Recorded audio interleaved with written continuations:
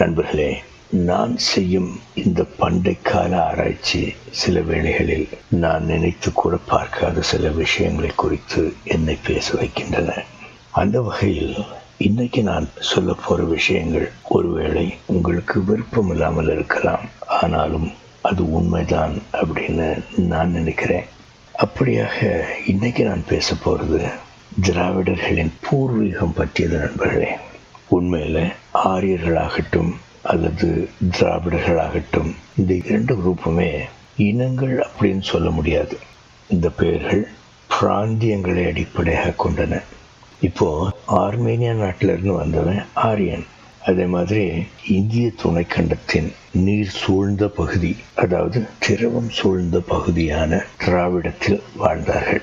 அப்படித்தான் திராவிடர் என்ற பெயர் வந்திருக்கிறது. இன்னைக்கு நம்மில் சிலர் திராவிடர்களுடைய இடப்பெயர்ச்சி பற்றி பேசுகிறார்கள். மற்றும் சிலர் நாமவே நமது மண்ணில் உதித்தது போலவும் பேசுகிறார்கள். ஆனால் இந்த இரண்டுக்குமே ப்ரூஃப் எதுவும் கிடையாது. மற்றொரு விஷயம், இன்னைக்கு நாம் எல்லோரும் பிரவுன் கலர் கொண்டவர்கள். இந்த நிறம் வெள்ளையர்கள் கருப்பர்களுடன் கலக்கும் போது உருவாகிறது.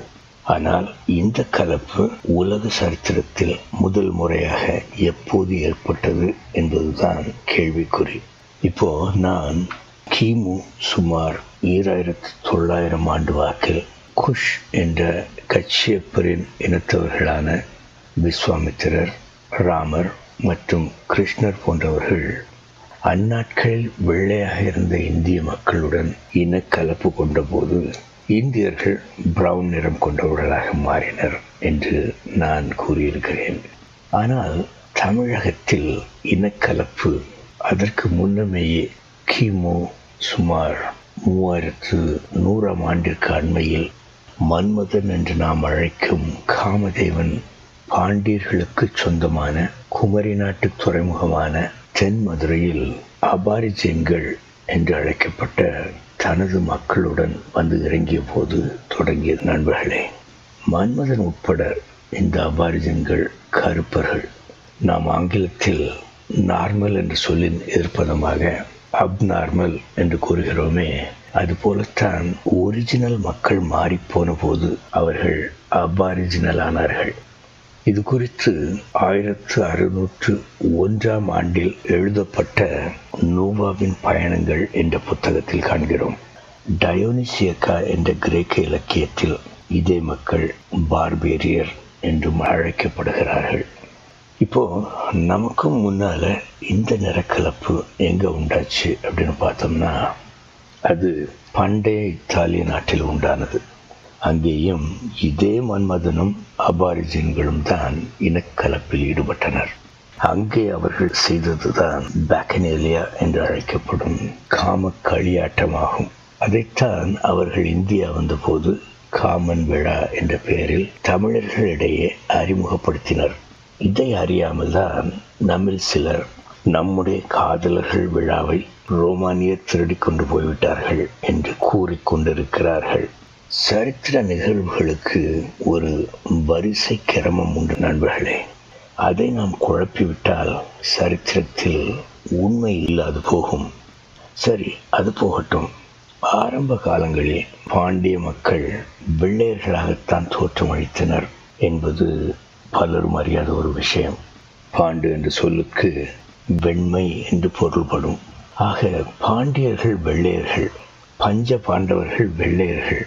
இவர்களது பூர்வீகம் சைபீரியா என்று அழைக்கப்படும் உத்தர குரு. பண்டை காலம் என்பதே நாம் எல்லோரும் வெள்ளையர்களாக இருந்த காலம் என்றுதான் பொருள். நண்பர்களே, வேள்விக்குடி செப்பேடுகள் பாண்டிய மன்னர்கள் இமயத்திற்கு வடக்கிலிருந்து வந்தவர்கள் என்பதை தெளிவுறுத்துகின்றன. இவர்கள் ஆரியர் அல்லாத நோவாவின் 3வது மகனான யாப்பேட்டின் சந்ததியினர். இதனால்தான் பாண்டிய நாட்டில் யவனர்கள் காவல்காரர்களாகவும் பாண்டிய மன்னரின் அந்த புறத்திலும் கூட யவன நங்கையர் இருந்ததாகவும் நாம் கேள்விப்படுகிறோம். மற்றொரு விஷயம், சத்திய வேதத்தின் பிரகாரம் நோவாவின் வெள்ளத்திற்கு பின்வந்த நாட்களில் உலக மக்கள் ஒரே மொழிதான் பேசி வந்தனர்.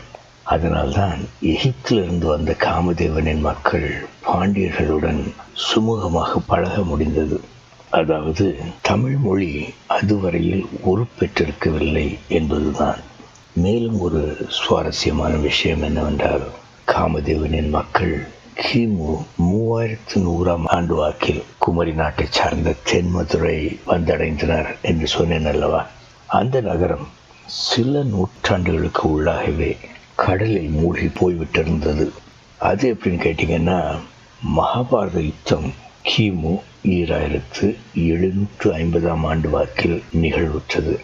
அதுக்கு முன்னால கிமு சுமார் 2800 ஆண்டு வாக்கில் துவாரகாவின் மன்னனான கிருஷ்ணர் பாண்டியர்களின் புது தலைநகரமான கபாடபுரத்தில் அரங்கேறிய 2வது தமிழ் சங்கத்தின் தலைமை விருந்தினராக வந்திருந்தார் என்று நாம் அறிய வருகிறோம்.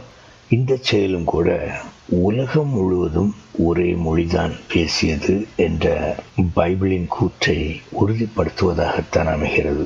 அதாவது கிருஷ்ணரால் பாண்டியர்கள் பேசிய அன்றைய மொழியை புரிந்து கொள்ளவும் பேசவும் இயலும் தன்மை இருந்திருக்கிறது. இது குறித்து மற்றொரு முறை நான் விளக்கமாக பேச இருக்கிறேன். சரி நண்பர்களே, இப்படியாக திராவிடர்கள் என்று அழைக்கப்படும் மக்களின் தொடக்கம் கிமு 3100 ஆண்டு வாக்கில் என அறிகிறோம். எனது இந்த வீடியோவை பார்த்ததற்கு மிக்க நன்றி. மீண்டும் சந்திப்போம். வணக்கம்.